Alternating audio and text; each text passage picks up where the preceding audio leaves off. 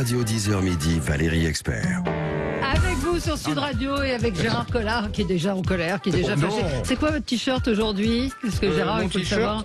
Ah oui, c'est Chewbacca, c'est ça, qui aime le chewing-gum. Ça va Gérard, bonne année. Bah bonne année. Plein de bonnes lectures. Bah ouais, voilà. J'adore le nombre de gens à qui on a souhaité la bonne année qui sont morts dans la même année. Oui, j'adore. Oui, bah, ouais. Alors on dit non, bonne chance. On va quand même me dire que j'ai mauvais esprit. Mais oui, et on a offert des livres à Noël. Ah oui, on a offert beaucoup de livres, beaucoup de romans, puis en plus des livres sympas qu'on avait conseillés. Ah oui, parce que je tenais à remercier les gens, parce que franchement, c'était une année, on leur a demandé de nous aider pour certains livres, et ils l'ont vraiment fait, et ils ont sorti de l'anonymat. Nous écouter, parce que nous aider, oui. Bah, oui, ils nous ont aidés, parce que franchement, voilà, dans nos choix et tout, et donc ils ont vraiment aidé ces livres à sortir de l'anonymat. Il y a des livres qui n'auraient pas existé sans eux, quoi, je veux dire, parce qu'on n'arrête pas de parler. Oui, et sans eux. Oui, sans eux. Nous, on est juste l'allumette qui allume la mèche. Hein, et encore, des fois, l'allumette, elle est pas très bonne, mais voilà. Ouais. Alors, l'événement de la rentrée, c'est le livre de Houellebecq. On en parlait, vous en parliez sur la forme du livre. Ah oui, alors attendez là, on nous gonfle, non. D'un point de vue écologique, il faut plus emballer les légumes, vous savez, dans le truc plastique. Et alors là, on nous sort un livre cartonné. Je ne vois pas l'intérêt de relier Houellebecq. 26 €, mais c'est pas ça. Chaque livre est emballé sous plastique. C'est-à-dire que pourquoi ils font ça? Ah, j'en sais rien du tout, mais alors je peux vous dire, c'est quand même incroyable. C'est-à-dire qu'on on dit aux gens dans votre supermarché, ne prenez plus de légumes emballés sous plastique. Et tous les Houellebecq, ils vont en vendre une quantité industrielle parce qu'avec bon, et puis je crois que vous avez bien aimé. Moi, j'ai beaucoup aimé. C'est même pas ça. Je mets pas en doute sa qualité littéraire, mais il y a un décalage entre. C'est un objet. Il a voulu cette édition qui se rapproche. On a pu faire la comparaison avec la Pléiade, une grosse couverture cartonnée avec un papier particulier. Avec un signet, mais effectivement le plastique, je sais pas, c'est pour pas que les gens l'ouvrent.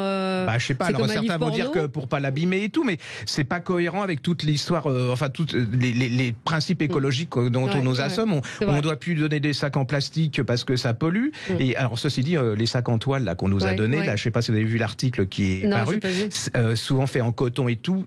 Il faut le réutiliser près de 7000 fois pour pas que ça soit pour que ça soit rentable au niveau de l'écologie. Donc vous voyez, on est dans l'espèce de. Alors vous allez faire la rubrique écolo. Mais en tout cas, c'est vrai que nous on est souvent à contre-courant des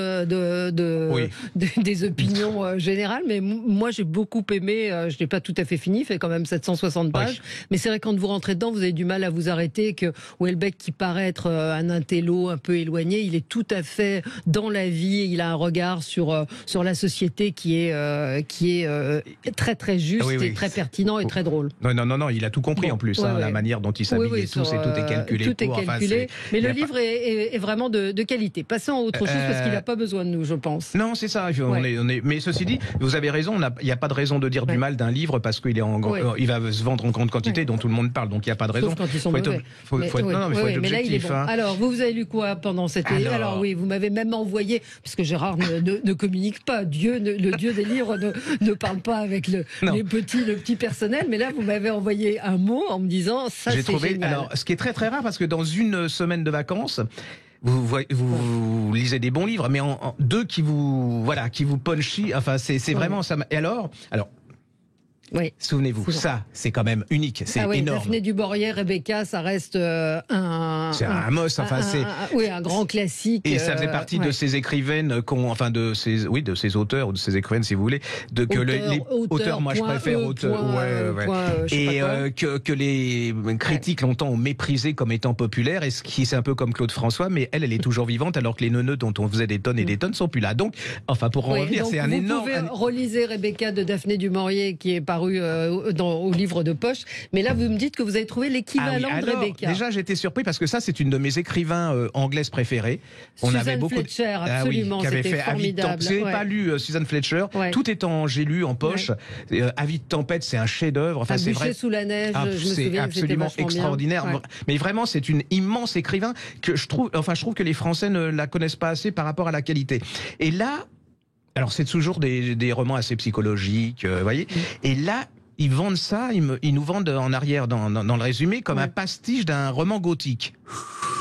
Donc là, je me suis dit, Gérard, attention, là, on est mal parti. Un brillant hommage au roman gothique. Voilà. Et alors. Mais c'est aussi le récit de l'émancipation d'une femme qui tente de reprendre possession de sa vie et de son corps.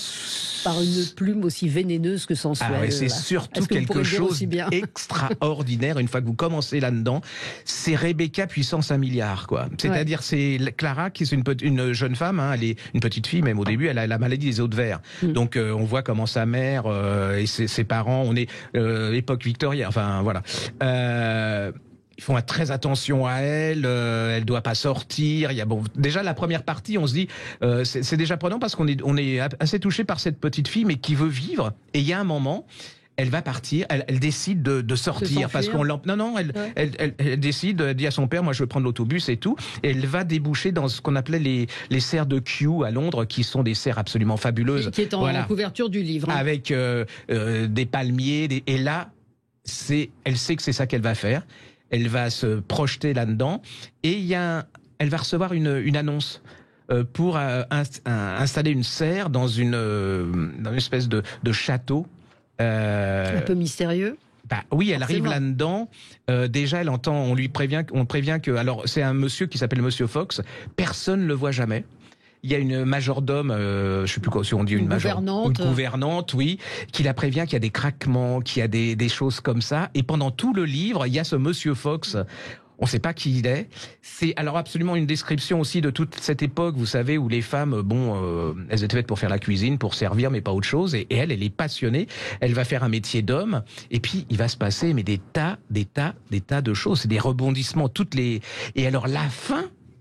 J'adore ça parce que je trouve qu'un bon livre, c'est la fin. C'est ça, Mais vous la racontez pas, rassurez-nous. Non, mais c'est pour ça que je ne vais pas vous le dire, mais c'est entre Hitchcock, Rebecca, il y a vraiment tout. Et elle est brillantissime. C'est-à-dire, vous lisez à la fois un bouquin de détente absolument hors norme, et c'est pas du pastiche. C'est-à-dire qu'en fait, elle donne sa personnalité à ce genre de roman. Et je crois qu'à mon avis, ça va rester dans les annales parce que c'est vraiment... moi, alors... Même à la fin, je voulais pas le finir. Vous savez, c'est comme ça, je dis. Et je n'ai rien compris jusqu'à la fin. Et les personnages sont jamais on croit qu'ils sont. Voilà. C'est génial. Vous en dites déjà un petit peu trop. Oui, alors, elle était chez Plon, elle est passée aux Presses de la Cité. C'est franchement... un jardin de mensonges, Suzanne Fletcher. Donc, allez-y. Et puis, vous pouvez lire effectivement tous ses précédents tous les livres. Les reflets d'argent, Un bûcher sous la neige, La vie de tempête. C'est vrai que La fille de l'Irlandais, je me souviens, qui était formidable. Et donc, celui-ci, du coup... Et l'intérêt de celui-là, c'est que vous pouvez le faire lire à partir de 15-16 ans, parce que c'est un vrai roman à suspense et d'aventure, et puis ça fait découvrir la psychologie de cette fille. Clara est absolument extraordinaire, et la chute, alors là, stop. C'est comme il y a de l'Agatha Christie, il y a tout, c'est vraiment extraordinaire. Deuxième, c'est quelle énergie, le deuxième. Donc alors attendez, parce que là on va faire un peu livre de poche. Il y a ça, celui-ci là. C'était génial. Il vient de paraître en pocket. Lara Prescott, Nos secrets trop bien gardés. C'est le secret. On retrouve la qualité de ce genre de roman. C'est l'histoire du docteur Zhivago. Docteur Zhivago qui est écrit par Pasternak, mais qui est absolument interdit dans l'Union soviétique de Staline. Et là, les Américains décident, parce que c'est assez provocateur, le docteur Zhivago pour l'époque, ils décident d'employer des femmes pour faire pénétrer malgré tout ce bouquin. Et alors, c'est un livre d'aventure, c'est un livre... En plus, on apprend plein de choses que je savais pas. Formidable. Je l'avais lu, moi, à l'époque. Et on passe Moscou, il y a le Goulag. Et puis alors, vous êtes dans les arcanes du KGB. Et puis les femmes, elles sont extraordinaires. Je veux dire, allez-y. Vous voyez, c'est pas cher, et en livre de poche, et vous allez passer un super moment à prendre quelque chose. Et puis il y a plein de gens qui ont lu le docteur Zhivago, du coup. Oui, là il faut du temps aussi. Lara Prescott, c'est l'auteur, et le livre s'appelle Nos secrets trop bien gardés, et c'est aux éditions Pocket. Vous voyez, il y a des critiques un peu plus succincts que vous. Marie-Claire a dit captivant. Voilà, bientôt, moi, je vais mettre cap. Cap. Trop bien. Trop bien, c'est funky. Alors, encore un livre on avait adoré ça, Nicolas Butler. Le petit-fils, c'était bien ça. C'est des livres de qualité, c'est vraiment... Là, alors, je comprends, vous avez dépensé tout votre argent pendant les fêtes. Là, ça vaut 7,70 €. Ouais, c'est pas, franchement... C'est l'histoire d'un couple de gens du Wisconsin qui sont âgés, et là, débarquent chez eux leur fille adoptive plus le petit garçon. Et alors, il y a le personnage du vieux monsieur. Enfin, c'est absolument fabuleux. J'aurais adoré avoir un grand-père comme ça. Le petit-fils, il y a plein de relations entre les deux. Sauf que la fille, bon, elle était un peu alcoolo. Et là, elle va tomber dans une secte. Parce que le petit garçon, il a des dons de magnétisme. Et donc, le chef de la secte... Oui, parce que c'est une secte. Religieuse et tout. Et le grand-père ne dit rien parce qu'il veut pas perdre son petit garçon et tout. Et vous allez voir comment ça peut être terrible, comment les dégâts que peut faire une secte sur une famille. Et puis, c'est l'Amérique rurale. C'est ça c'est l'Amérique profonde qui est racontée aussi. Que vous pouvez retrouver en France à travers ces sectes qui dévastent des familles entières. C'est subtil, ça donne pas de leçons. C'est comme la couverture. Enfin, si vous regardez en podcast, c'est très, très, très, très, très joli. Très joli. Un livre pour enfants, peut-être. Alors ça, c'est un truc, je trouve. Vous allez me trouver neuneux, mais je trouve qu'on devrait le faire. Oui, je sais. Peut-être une histoire sur les talents infinis de chacun d'entre nous. Ça vous ressemble pas du tout, ça? Non, pas du tout. Mais j'ai adoré ce bouquin parce qu'enfin, vous le donnez aux enfants et même aux adultes, c'est prouver qu'on a quelque chose en soi, quoi qu'il arrive. C'est-à-dire qu'il montre que la chose... On peut essayer des choses, on se casse la figure, on peut avoir des rêves qui se réalisent pas, mais qu'il faut toujours, à partir du moment où on existe, on est un être humain et qu'on peut toujours faire quelque chose de soi. Dépasser, une chose est sûre, tu es là et parce que tu es là, tu peux réussir à faire quelque chose. Et c'est pas un joli dessin. Et on l'a essayé sur les enfants parce que c'est sorti là. À partir de quel âge? À partir des parents, les parents s'ils le lisent à partir de 5-6 ans quoi. Alors en le tournant bien, et puis même pour les adultes, s'il y a des adultes qui sont pas bien, vous pouvez leur filer ça, c'est vraiment très bien. C'est un texte de Kobi Yamada et des illustrations de Gabriella Barouk et c'est le lotus et le petit éléphant. Je trouve la couverture un peu sombre, mais ça correspond pas au trou à la. Non, c'est punchy en fait ce qu'il y a dedans et tout. Joli et positif. Un petit dernier pour la route. Allez, je suis le. Je sais pas quoi d'ailleurs. Je suis le carnet de Dora Maar. Ah bah oui, un succès incroyable de Brigitte Benkemoun. Ça vient de paraître en poche. C'est l'histoire est dingue. L'histoire de cette femme. D'abord, son mari, Brigitte Benkemoun, perd son petit agenda. Donc elle trouve sur eBay un agenda similaire. Et dans une petite pochette, il y a un carnet d'adresses. Et là, c'est toutes les adresses. Aragon, B. Breton, Brassailles, Balthus et C. Cocteau, Chagall, Éluard, Giacometti. Et elle va devenir l'égérie pendant un moment de Picasso. Oui, non, mais c'est l'enquête.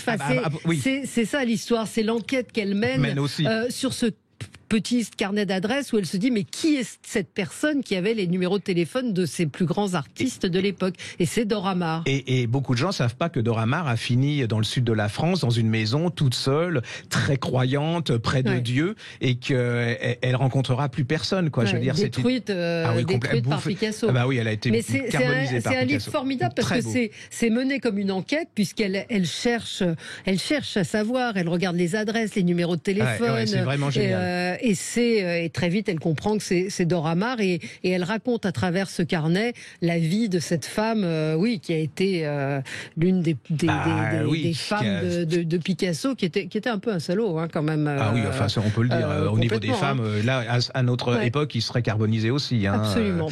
Mais le point commun de tout ça, c'est que c'est marrant, c'est que ce sont les femmes, les héroïnes de tout ça. C'est-à-dire qu'avant, c'était tout. On avait beaucoup les personnages centraux des romans, c'était les hommes. Et maintenant, c'est les femmes qui... je trouve ça c'est très bon. Là, on vous a donné une... Oui, pas mal de choses. Moi, cette semaine, je reçois un auteur qui publie un livre sur les Amazones du Mossad. C'est-à-dire ces femmes qui sont engagées auprès du Mossad. Et ça remonte, en fait, à il y a très très longtemps. Ça remonte à il y a très longtemps, puisque les femmes, on les remarque un petit peu moins que les hommes. Et il y a la série Téhéran qui passe sur Netflix. Ah oui, absolument. Qui raconte une des histoires d'une de ces héroïnes qu'on va retrouver, donc on vous en reparlera. Et Stéphane dit, il raconte quoi le Houellebecq? Le Houellebecq, il raconte comment vous dire, l'histoire d'un homme qui travaille au ministère de l'économie et des finances auprès de Bruno Juge. Ça ressemble à Bruno Le Maire, qui est marié, qui est pas très heureux. Son père fait un AVC, donc c'est à la fois sur la fin de vie, sur la politique, sur l'élection d'un président. Enfin bon, les pages sur les bobos sont absolument incroyables. Les pages sur les bobos sont absolument géniales, sur les véganes, sur le couple, sur l'amour. C'est vraiment et c'est accessible à tout le monde, contrairement à ce qu'on pourrait imaginer. Mais petit bémol sur la couverture, pas écologique du tout, je vous le dis. Voilà, et nous on est très écolo. Merci Gérard. On se retrouve la semaine prochaine avec vous et nous dans un instant pour commenter l'actualité. Sud Radio. Parlons vrai. Sud Radio. Sud Radio. Parlons vrai. Parlons vrai.